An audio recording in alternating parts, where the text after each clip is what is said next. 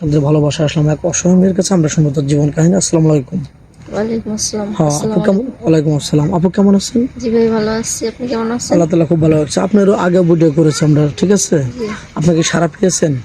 জি ভাই। এখনো সারা পান নাই? না, আপনি কি আমাদেরকে দায়ী করেন না আপনার ভাগ্যকে দায়ী করেন? ভাগ। আপনার ভাগ্যকে দায়ী করেন। জি আপনি কি ধরনের স্বামী চাচ্ছেন যে এখনো সারা পাচ্ছেন না? সুন্দর লাগবে নাকি কালো হলে হবে না দাড়িওয়ালা হলে হবে? কিরকম লাগবে একটু বলেন তো দর্শকদের। ভাইয়া, সুন্দরের দরকার নাই, ছেলে মানুষ তো শুধু অসুন্দর কর্মঠ হলেও হলে হবে আর সমস্যা আপনাকে নেই। ভালোবাসা দিলে হবে আমার নাকি? ভালোবাসা দিলেই আর কি, সবকিছুর খেয়াল যাতে রাখে সেরকম একটা ছেলে দরকার। আপনাকে স্ত্রী হিসেবে যেন গ্রহণ করে আপনার দায়িত্বটা পালন হ্যাঁ করতে হ্যাঁ, পারে। দায়িত্ব সেরকম ভাবে সত্যি বলছেন তো? জি ভাই। ও আচ্ছা আচ্ছা। আপনি কি খেতে ভালোবাসেন?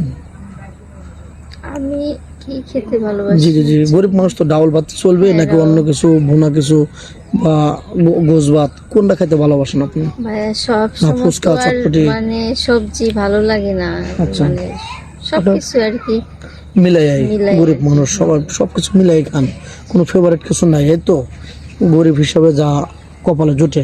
জি। বাংলাদেশের 64 জেলা, কোন জেলাটা আপনার ভালো লাগে? কোথাও ঘুরতে গেছেন এখন তো?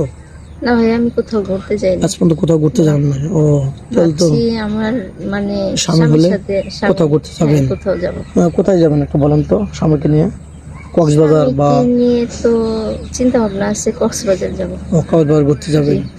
আচ্ছা, আপনাকে যদি কোনো ভালো মানুষ বিয়ে করে, দাঁড়িয়ালা মানুষ বিয়ে শাদী করে, তা আপনাকে যদি 5 ওয়াক্ত নামাজ পড়তে বলে বা আপনাকে বোরকা পরে চলতে বলে, আপনার কি কোনো আপত্তি থাকবে? না ভাই, আমার কোনো আপত্তি নেই। আপনার কোনো সমস্যা নেই না? না।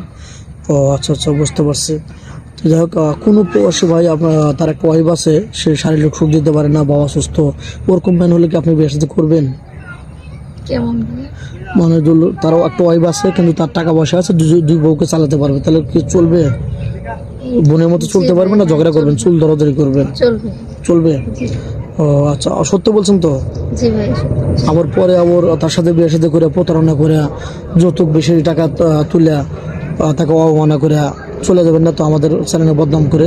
না ভাইয়া, এ ধরনের কোনো কিছু করবেন না, সত্য বলছেন? আচ্ছা, কোনো প্রবাসী ভাই আপনাকে বিয়ে সাথে করে বাইরে রেখে আপনাকে থুয়ে তার বাড়িতে রেখে বাইরে চলে গেলেন, চাকরি তার করতে হবে, তার জায়গায় তার যেতে হবে, আপনি কোনো পরকীয়ায় লিপ্ত হবেন?